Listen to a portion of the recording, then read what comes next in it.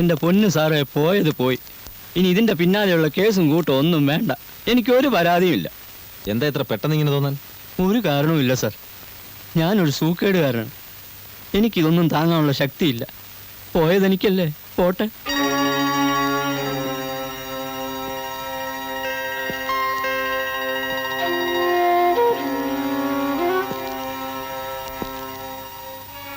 പണ്ടൊരിക്കൽ സുലൈമാൻ സാറുള്ള കാലത്താന്ന് തോന്നുന്നു, ഇതുപോലൊരു വിദ്വാൻ ഏതോ രാഷ്ട്രീയ പാർട്ടിയുടെ തെരഞ്ഞെടുപ്പ് ഫണ്ട് മൊത്തം അടിച്ചുകൊണ്ട് പോയതായി കേട്ടിട്ടുണ്ട്. എന്നിട്ട് പക്ഷെ അന്നത് കേസായില്ല. അതുകൊണ്ട് അന്വേഷണം ഉണ്ടായില്ല. അയാളെ പറ്റിയുള്ള വല്ല വിവരവും നമ്മുടെ റെക്കോർഡ്സിലുണ്ടോ? ഇല്ല സാർ. അതുപോലെ കസ്റ്റംസുകാരുടെ വേഷം ധരിച്ച് ഒരുത്തൻ കള്ളക്കടത്തുകാരെ പറ്റിച്ചതായും കേട്ടിട്ടുണ്ട്. പരാതിക്കാരില്ലാത്തതുകൊണ്ട് അതും കേസായില്ല. പരാതി ഇല്ലെങ്കിൽ ഇവിടെ അന്വേഷണം വേണ്ടല്ലോ.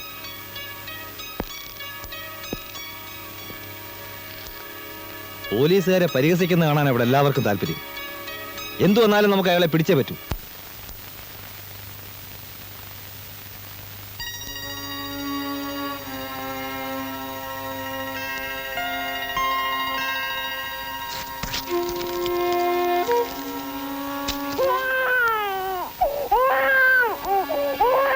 രമണി, ഇതിനെ നിർത്തോണ്ട് പോകുന്നുണ്ടോ?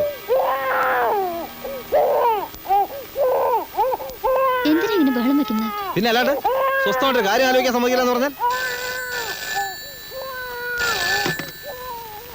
Hello, good evening sir. ഞാനാണ് ശങ്കർ. അങ്ങനെ പറഞ്ഞാലേ മനസ്സിലാവും. ഒരു നന്ദി പറയാൻ വേണ്ടി വിളിച്ചാണ് സർ. പറയാതെ തന്നെ കാര്യങ്ങൾ ഇപ്പോൾ വ്യക്തമായി കാണുമെന്ന് വിചാരിക്കുന്നു. എനിക്ക് വേണ്ടി കുറേ ബുദ്ധിമുട്ടുകൾ സഹിക്കേണ്ടി വന്നു അല്ലേ? ക്ഷമിക്കുക. നഷ്ടപ്പെട്ടയാൾക്ക് കംപ്ലൈൻ്റ് ഒന്നുമില്ലല്ലോ. അതുകൊണ്ട് സാറിനൊരു പ്രശ്നം ഉണ്ടാവില്ല. ചെയ്തെന്ന സഹായങ്ങൾക്കെല്ലാം 100 നന്ദി. ദൈവം സഹായിച്ചാൽ നമുക്ക് വീണ്ടും കാണാം. വെക്കട്ടെ. Good night.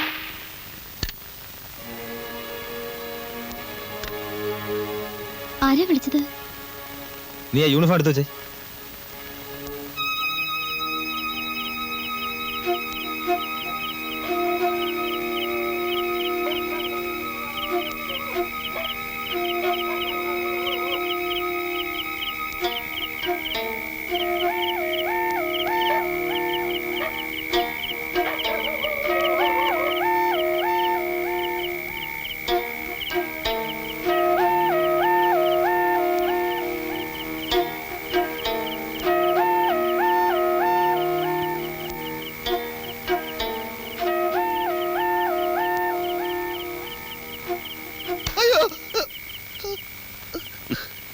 പേടിച്ചോ?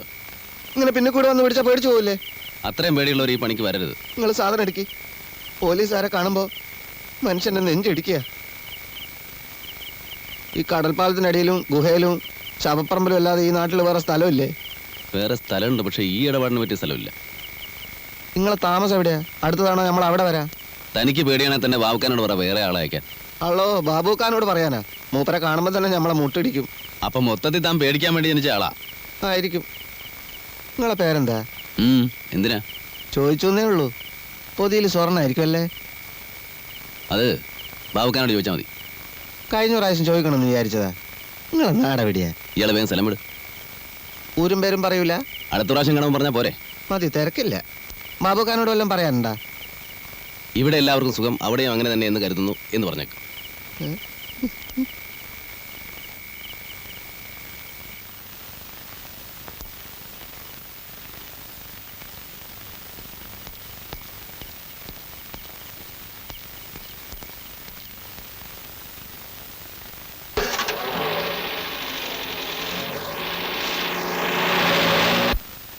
What happen to you mister Shekhar? ഏറെ പ്രതീക്ഷയോടെയാണ് ഞാൻ നിങ്ങളെ ഈ നഗരത്തിലേക്ക് അയച്ചത്. അതുകൊണ്ട് പലരുടെ അപ്രീതിയും ഉണ്ടായി. എങ്കിലും സാരമില്ല, പട്ടണത്തിൽ നല്ലൊരു ഓഫീസറെ കിട്ടുമല്ലോ എന്ന് കരുതി. But you have terribly disappointed me. എല്ലാവർക്കും അബദ്ധങ്ങൾ പറ്റും, പക്ഷേ ദിസ് ഈസ് ടു മച്ച്. എനിക്ക് വിശ്വസിക്കാൻ സാധിച്ചില്ല. പട്ടാപ്പകൽ.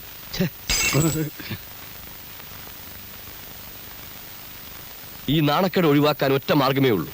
അയാളെ എങ്ങനെയും കണ്ടുപിടിക്കുക. I repeat, at any cost, find him. That's all for the time being, gentlemen.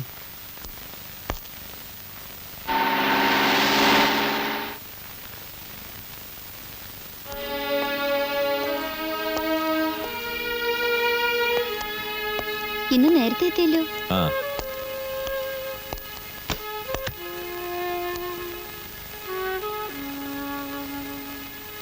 എന്താ സുഖമില്ലേ? ഓ ഒന്നുമില്ല, നീ ഒരു ചായ ഇട്.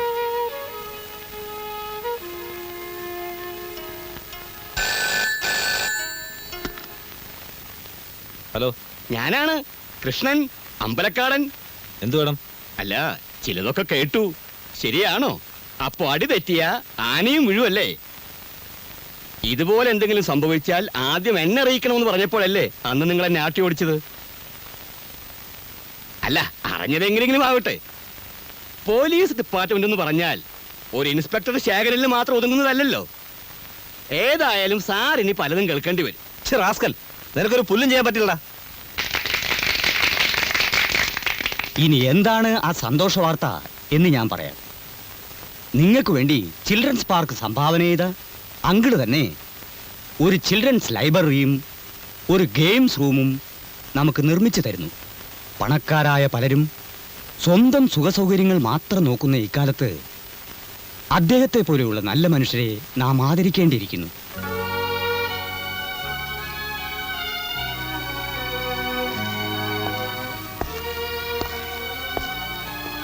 കുട്ടികൾക്കെല്ലാം അങ്കിളിനെ നേരിലൊന്ന് കാണണമെന്ന് വലിയ നിർബന്ധം. അതൊക്കെ പിന്നെ ആവാച്ചോ. മിസ്റ്റർ ആന്റണി പലപ്പോഴും എന്നെ അത്ഭുതപ്പെടുത്തുന്നു. എങ്ങനെ? ഇതുപോലുള്ള അനാഥാലയങ്ങൾക്ക് 100 രൂപ സംഭാവന കൊടുക്കുന്നവർ പോലും പേരും പടവും പത്രത്തിൽ വരാൻ ആഗ്രഹിക്കുന്നു. പക്ഷെ എത്രയോ സഹായങ്ങൾ ചെയ്യുന്ന ആന്റണി സ്വന്തം പേര് പുറത്തു പറയുവാൻ പോലും മടിക്കുന്നു. വലത് കൈ കൊടുക്കുന്നത് ഇടത് കൈ അറിയരുന്നല്ലേ അച്ചോ പ്രമാണം. പേരെടുക്കാൻ വേണ്ടിയാണെങ്കിൽ സഹായമെന്ന വാക്കിന് തന്നെ അർത്ഥം ഉണ്ടാവില്ലല്ലോ. ശരിയാണ്. ഞാൻ മറ്റേ കർത്താവിന്റെ അനുഗ്രഹവും എപ്പോഴും മോനുണ്ടായിരിക്കും.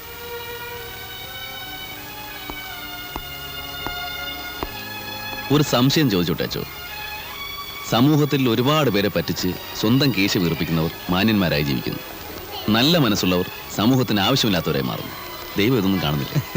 തീർച്ചയായും സ്വർഗരാജ്യം എപ്പോഴും സന്മനസ്സുള്ളവർക്കായിരിക്കും. ആയിരിക്കും.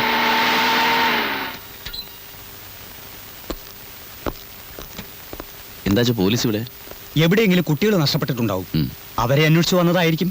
ആ ശരി, ഞാൻ വരട്ടെ. ഈശോമിശിഹായെ സ്തുതിയായിരിക്കട്ടെ. ഇപ്പോഴും എപ്പോഴും സ്തുതിയായിരിക്കട്ടെ. സാറെന്താ മറുപടി ഒന്നും പറയാത്തേ?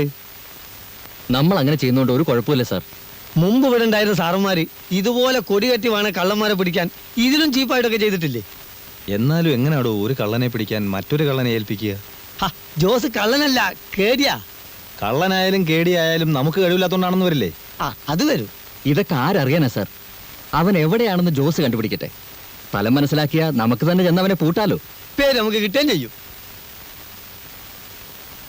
അയ്യോ സാറേ, അയാളെ ഞാൻ എങ്ങനെ അറിയാനാ?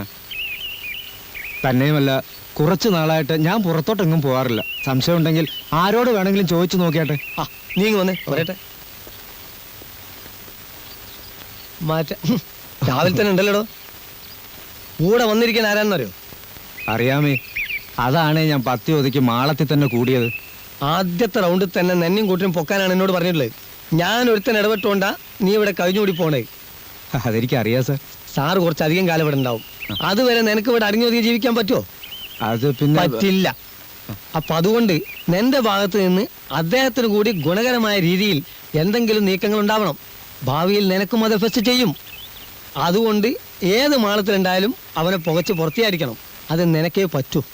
അത് ഞാൻ ശ്രമിച്ചു നോക്കാം. നോക്കിയാ പോരാ, നടത്തണം.